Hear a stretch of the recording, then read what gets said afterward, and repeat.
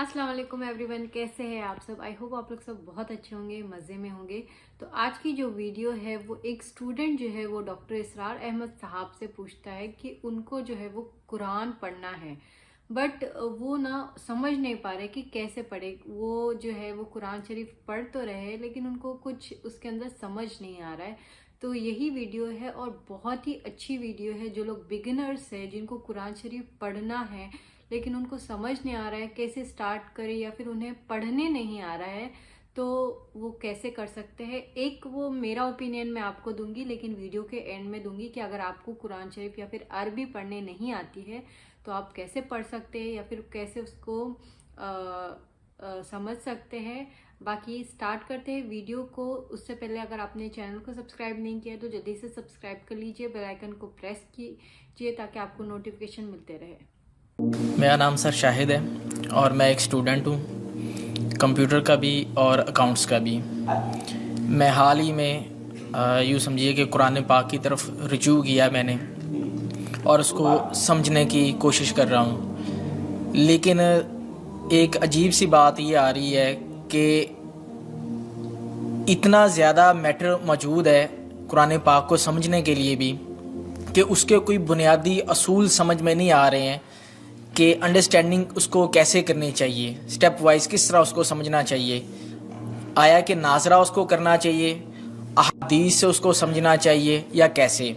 क्योंकि अगर हम अहादीस को भी उठा लेते हैं, पढ़ते हैं, तो कुछ उलमा कहते हैं जी कि अहादीस के बारे में भी ये है कि कुछ ज़ईफ़ हैं या हसन हैं या इसका मतलब किसी ख़ास वक्त के लिए था। तो एक अजीब सा मतलब कि जहन के अंदर एक वो तलातुम हो जाता है कि आदमी करे क्या करे, किस तरीके से उसको मतलब कि अंडरस्टैंड करने की कोशिश करे कि वो एक सीधी राह के ऊपर आ जाए कि उसे कुरान पाक की बुनियादी जो तालीमात हैं उनके ऊपर चल के कम लेकिन कामिल इल्म को हासिल कर सके। कुरान मजीद की तरफ आपका रुजू हुआ है, तवज्जो हुई है, इसको अल्लाह का बहुत बड़ा फजल अपने ऊपर समझिए। और जब अल्लाह का फजल हो तो फिर उसका शुक्र भी अदा करना चाहिए अल्लाह के जनाब पे। मैं आपसे एक अजीब बात कह रहा हूँ, शायद आपको बहुत वो नई सी लगेगी। कुरान को ऐसे पढ़िए जैसे बद्दू पढ़ते थे। बद्दू न फलसफी थे, न मंतकी थे, न साइंसदान थे, न अभी हदीसें उनके पास थी, न अभी फिक़्ह मुरत्तब हुई थी। वो क्या था? अरबी जबान, ये उनकी अपनी थी। तो शर्त अव्वल जो है कुरान मजीद को समझने के लिए वो अरबी जबान का सर्फ और नहव सही सही जानना ये लाजिम है। फिर कुरान के मतन ही को असल समझिए। अलबत्ता ये है कि इसको आप समझे कि ये पहला मरहला है कुरान पर गौर का, कुरान पर फिक्र का, कुरान पर सोच का। इसके बाद अगले मराहिल भी आएंगे। इसी कुरान से फिर कवानीन जो है वाक़िफ़ होने हैं। अच्छा, इसमें बहुत से वाक़यात ऐसे हैं कि जो तो एक तारीख़ी हैसियत रखते हैं। अब उनमें उस वाक़े के ज़िमन में तफसील में कहीं कोई इख्तिलाफ हो गया तो कोई हर्ज वाक़या नहीं होता। अभी मैं मिसाल दिया करता हूँ कि मैं चंद जुमले अभी आपके सामने यहाँ अदा करूँ और फिर 10 मिनट के बाद पूछा जाए आपसे तो हर शख्स जो है उसको कहेगा, वो जवाब जो मेरा देगा वो मुख्तलिफ होगा उसका, उसमें उसकी अपनी बात भी शामिल हो जाएगी। और सोच मेरी बात सुनते हुए भी जो उसका सब्जेक्टिव माइंड है वो उसके अंदर उस वक्त हाजिर होगा, वो उससे उसको ना कोई नतीजा आज खुद अपनी उस सब्जेक्टिव माइंड के हवाले से हासिल करेगा, वो बयान करेगा। तो इन चीज़ों में अहादीस में अगर कोई इख्तिलाफ भी हो जाए तो उसमें परेशान होने की ज़रूरत नहीं है। अभी हमारे यहाँ ये जुमे के इज्तिमाअत में हदीस जिब्राइल जो उम्मुस सुन्ना कहलाती है, जैसे सूरह फातिहा उम्मुल कुरान है, ऐसे हदीस जिब्राइल उम्मुस सुन्ना है, सुन्नत की जड़ और माँ। अब उसकी जो रिवायात आई हैं उसमें मुख्तलिफ इख्तिलाफ है, अल्फाज का इख्तिलाफ है। एसेंस एक है, मफहूम एक है, अल्फाज में बड़ा फ़र्क है, तफासिल का फ़र्क है। तो इस हवाले से उसमें घबराने की ज़रूरत नहीं है। फिर यह कि फ़िक़ही मामलात के अंदर इख्तिलाफ़ात हो गए, वो भी नेचुरल है। आपको मालूम है कि एक ही मुकदमा होता है, 8 जज बैठे हुए हैं एक बेंच पर, 5 का फैसला एक है, 3 का एक है। और भी तकसीम हो सकती है। कानून वही, और ये मैं बात कर रहा हूँ सुप्रीम कोर्ट की या हाई कोर्ट की, वहाँ पे तो जाहिर बात है कोई नए बयानात नहीं लिए जाते। वो जो भी फाइल है वो तो बहुत पहले से तैयार हो चुकी है, उसके ऊपर बहस होती है, सिर्फ उसी से अखज़ किया जाता है। मतलब उनका वही रहता है, उसके अंदर तब्दीली नहीं हो सकती। اس موقع پر کوئی نئی گواہی نہیں آتی. تو اس اعتبار سے ان چیزوں پہ گھبرانے کی ضرورت نہیں ہے.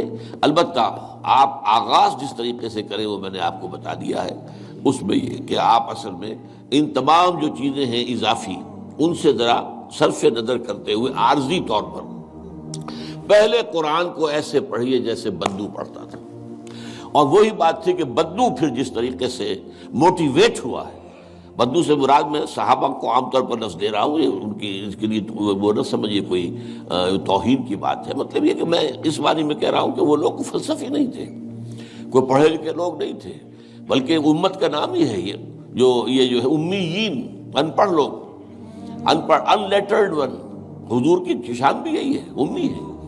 تو انہوں نے قرآن کو جس طور سے سمجھا ہے وہ ہے بہترین طریقہ قرآن کو سمجھنے کا، اور اسی سے پھر وہ صحیح موٹیویشن ہوتی ہے کہ انہوں نے تن من دھن سب لگا دیا اللہ کے دین کے لیے اور اللہ کے دین کو غالب کر دیا.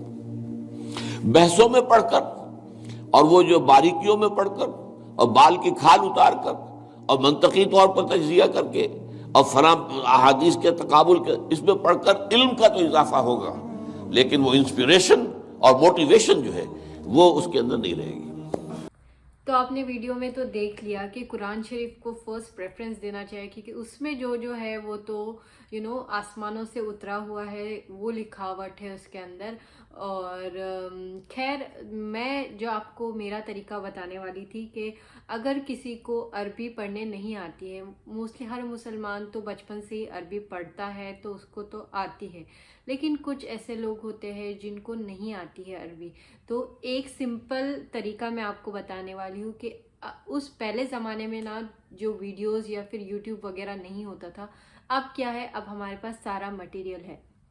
تو ہم یوٹیوب پہ جو ہے وہ سن کے قرآن پڑھنا سیکھ سکتے ہیں. اور سننا مطلب کہ پورا قرآن شریف یوٹیوب پہ ہے. تو آپ کو کیا کرنا ہے، جو اس کا آڈیو ہے نا وہ نارمل سے بھی کم کرنا ہے، کیونکہ نارمل میں بھی وہ فاسٹ ہوتا ہے تھوڑا سا. تو آپ کو فاسٹ پڑھو گے تو سمجھ میں نہیں آئے گا، آپ کو ورڈز جو ہے وہ غلط بھی ہو سکتے ہیں. تو اس وجہ سے آپ کو کیا کرنا ہے، جو سپیڈ ہے اس کا سلو رکھنا ہے، اور ساتھ ہی ساتھ آپ کو آپ کی فنگر جو ہے وہ، آپ کو قرآن شریف لے کے بیٹھنا ہے، آپ کی فنگر جو ہے وہ ان ورڈز پہ رکھنی ہے اور ریپیٹ کرنا ہے. اس سے کیا ہے، آپ 2 3 4 5 بار اگر آپ ایسے ہی پڑھتے رہو گے تو آپ لوگ پڑھنا سیکھ جاؤ گے. ساتھ ہی ساتھ جو آپ قرآن شریف پڑھ رہے ہو یا پھر سیکھ رہے ہو اس کو میننگ کے ساتھ لگائے، مطلب آڈیو جو آپ لگانے والے ہو وہ میننگ کے ساتھ لگائے، تو آپ کو پتہ بھی چلے گا کہ آپ جو پڑھ رہے ہو وہ کیا ہے اور وہ کیا پڑھ رہے ہو. تو یہ تھی ایک سمپل سی ٹرک. آئی ہوپ آپ کو اچھی لگی ہوں گی. اگر آپ لوگوں کو نہیں آتا ہے پڑھنے کے لیے تو آپ اب سے ایسے سٹارٹ کر سکتے پڑھنا. تو بس آج کے لیے اتنا ہی. آئی ہوپ آپ کو آج کی ویڈیو اچھی لگی ہوں گی. اگر اچھی لگی ہے تو آپ کو پتہ ہے کیا کرنا ہے، چینل کو سبسکرائب کرنا ہے اور بیل آئیکن کو پریس کرنا ہے تاکہ نوٹیفیکیشن آپ کو ملتے رہے. اور جو ویڈیوز ہیں وہ الٹرنیٹیو ڈیز میں آئیں گی، روز نہیں آئیں گی، کیونکہ تھوڑا بہت پرابلم ہے اور کچھ وجہ ہے جس کی وجہ سے میں روز نہیں ڈال پاؤں گی. اس وجہ سے میں جو ہے وہ الٹرنیٹیو ڈیز ڈالوں گی. چلو اللہ حافظ. دعا میں یاد رکھیے مجھے بھی باقی سب کو.